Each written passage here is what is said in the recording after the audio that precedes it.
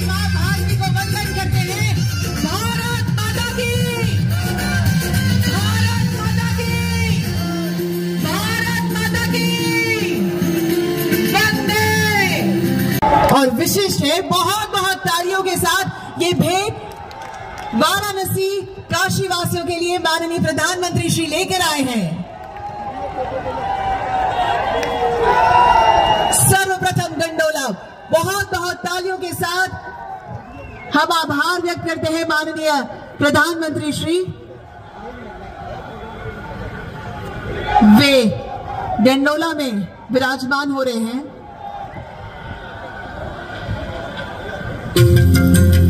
स्वागत है भारत के प्रथम अत्याधुनिक रोपवे पब्लिक ट्रांसपोर्टेशन सिस्टम में। गर्व की बात है कि इसके लिए चुना गया देश का सबसे पौराणिक शहर वाराणसी। आपका सफर वाराणसी कैंट रेलवे स्टेशन से शुरू होता है। कैंट स्टेशन के ग्राउंड फ्लोर में आप बनारस के लोकल सामान जैसे बनारसी सिल्क साड़ी, भदोही कालीन, गुलाबी मीनाकारी शिल्प तथा स्थानीय हस्तकला जैसी अनूठी चीजों की खरीदारी कर सकते हैं।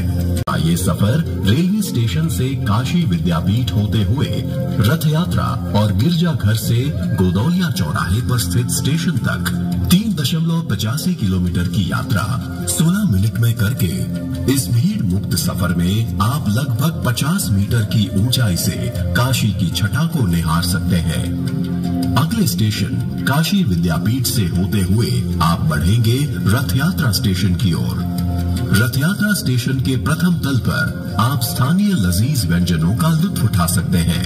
पहली मंजिल पर आपके लिए काशी विश्वनाथ मंदिर, सारनाथ, मार्कंडे महादेव, बनारस हिंदू विश्वविद्यालय जैसी ऐतिहासिक जगहों और सांस्कृतिक त्योहारों पर प्रकाश डाला गया है। दूसरी मंजिल पर स्थित है रोपवे प्लेटफॉर्म। यहाँ से आप गिरजाघर स्टेशन होते हुए अंतिम पड़ाव गोदौलिया चौराहे पर स्थित स्टेशन तक जाएंगे। करीब 148 ट्रॉली कार से सुसज्ज इस ट्रांसपोर्टेशन सिस्टम द्वारा 8 से 10 सेकंड के अंतराल पर यात्रियों के लिए गोंडोला उपलब्ध है।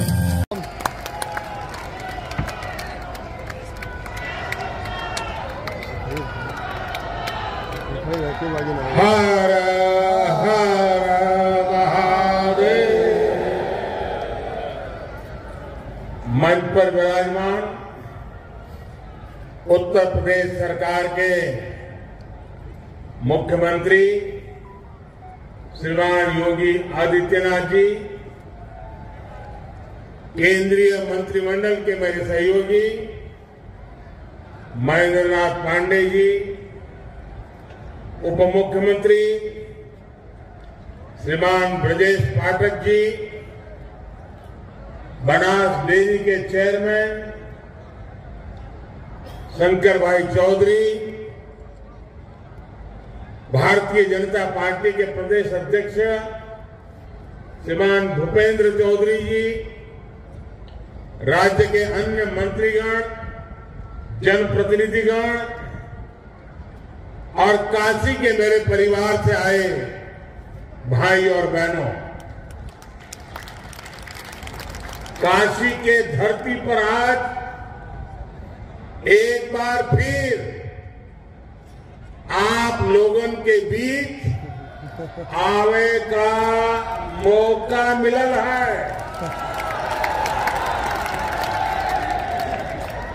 जब तक बनारस नहीं आई तब तक हमारा मन नहीं मानेगा।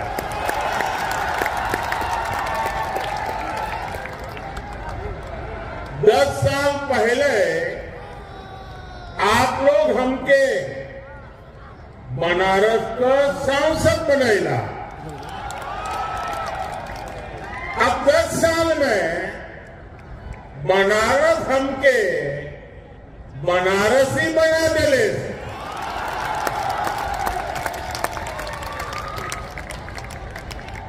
भाई और बहनों, आप सभी इतनी बड़ी संख्या में आए हैं, हमें आशीर्वाद दे रहे हैं।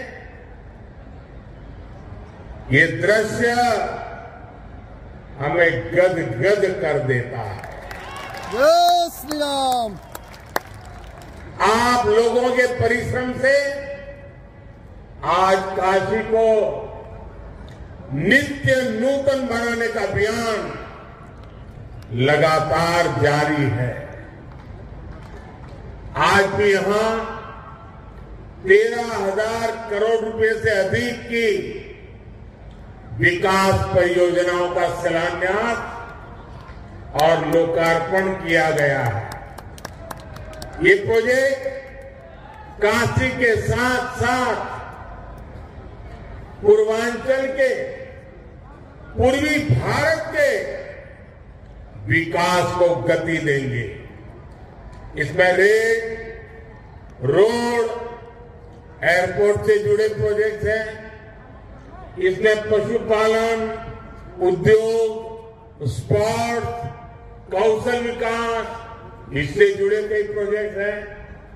इसमें स्वास्थ्य, स्वच्छता, आध्यात्म, पर्यटन, एलपीजी गैस, अनेक क्षेत्रों से जुड़े अनेक विध काम हैं।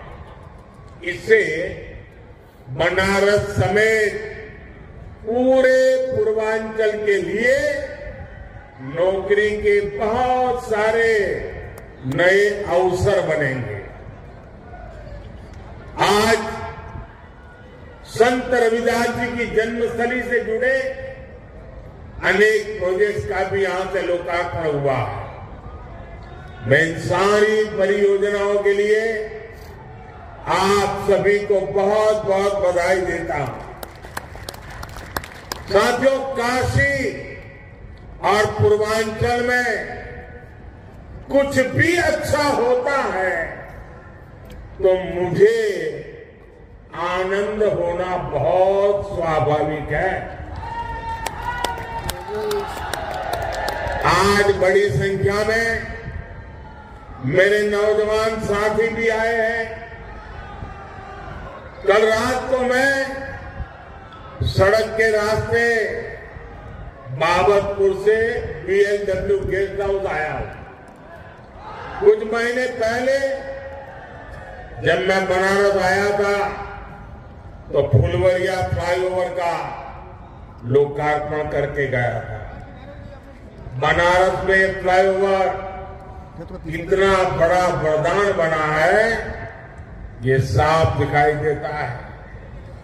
पहले अगर किसी को बीएलडब्ल्यू से बाबतपुर जाना होता था तो लगभग 2-3 घंटा पहले घर से निकल जाते थे।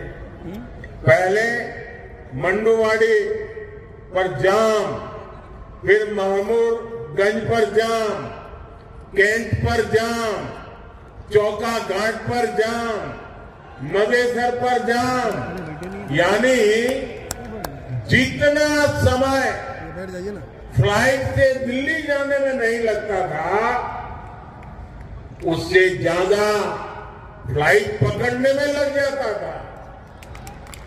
लेकिन एक फ्लाईओवर ने ये समय आधा कर दिया है। और कल रात को मैं खास वहां जाकर के हर चीज को देख के आया हूं, उसकी व्यवस्था को समझ करके आया हूं। पैदल चल करके जाकर के रात देर गया था। ऐसे ही बीते 10 साल में बनारस के विकास की स्पीड भी कई गुना बढ़ी है। अभी थोड़ी देर पहले यहां सीगरा स्टेडियम के पहले चरण के काम का लोकार्पण भी किया गया है। बनारस के युवा खिलाड़ियों के लिए आधुनिक शूटिंग रेंज का भी लोकार्पण किया गया है।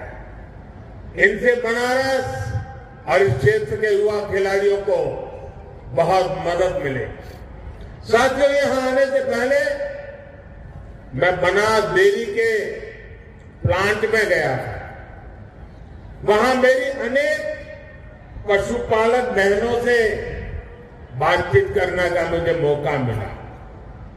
किसान परिवारों की इन बहनों को 2-3 साल पहले हमने स्वदेशी नस्ल की गिर गाय दी थी। मकसद ये था कि पूर्वांचल में बेहतर नस्ली स्वदेशी गायों को लेकर जानकारी और बढ़े, किसान को, पशुपालकों को इससे फायदा हो। मुझे बताया गया है कि आज यहां गिर गायों की संख्या लगभग 350 के करीब तक पहुंच चुकी है। संवाद के दौरान हमारी बहनों ने मुझे ये भी बताया कि पहले जहां सामान्य गाय से 5 लीटर दूध मिलता था, अब गिर गाय 15 लीटर तक दूध देती है। मुझे ये भी बताया गया, एक परिवार में तो ऐसा संभाला है कि एक गाय को 20 लीटर तक दूध देने लग गई है। इससे इन बहनों को हर महीने हजारों रुपयों की अतिरिक्त कमाई हो रही है। इसके कारण हमारी ये बहनें, वे भी लखपति दीदी भी बन रही है। और ये स्वयं सहायता समूह से जुड़ी देश की 10 करोड़ बहनों के लिए बहुत बड़ी प्रेरणा है। साथियों, बनास डेयरी प्लांट का शिलान्यास मैंने 2 वर्ष पहले किया था। तब मैंने वाराणसी सहित पूर्वांचल के तमाम पशुपालकों को, गोपालकों को इस प्रोजेक्ट को तेजी से पूरा करने की गारंटी दी थी। आज मोदी की गारंटी आपके सामने है। और इसलिए तो लोग कहते हैं मोदी की गारंटी यानी गारंटी पूरा होने की गारंटी। सही निवेश से रोजगार के अवसर कैसे पैदा होते हैं, बनास डेयरी इसका उत्तम उदाहरण है। अभी बनास डेयरी वाराणसी, मिर्जापुर, गाजीपुर, रायबरेली इन जिलों के पशुपालकों से लगभग 2 लाख लीटर दूध इकट्ठा कर रही है। इस प्लांट के चालू होने से अब बलिया, चंदौली, प्रयागराज, जौनपुर और दूसरे जिलों के लाखों पशुपालकों को भी लाभ होगा। इस परियोजना से वाराणसी, जौनपुर, चंदौली, गाजीपुर, आजमगढ़ जिलों के 1000 से ज्यादा गांवों में दुग्ध मंडियां बनेगी। पशुपालकों का ज्यादा दूध ज्यादा कीमत पर बिकेगा तो हर किसान पशुपालक परिवार को ज्यादा कमाई होना तय है। इंडी गठबंधन के पैतरा ना चलिए, बनारस नहीं पूरे यूपी के पता हो, माल वही है, पैकिंग नहीं है। इस बार तो इनको जमानत बचाने के लिए ही बहुत संघर्ष करना पड़ेगा। साथियों, आज पूरे देश का एक ही मूड है, अब की बार मोदी सरकार, मोदी की गारंटी है। हर लाभार्थी को 100% लाभ। मोदी लाभार्थियों के सैचुरेशन की गारंटी दे रहा है। तो यूपी ने भी सारी सीटें मोदी को देने का निर्णय किया है। यानी इस बार यूपी 100% सीटें एनडीए के नाम करने वाला है।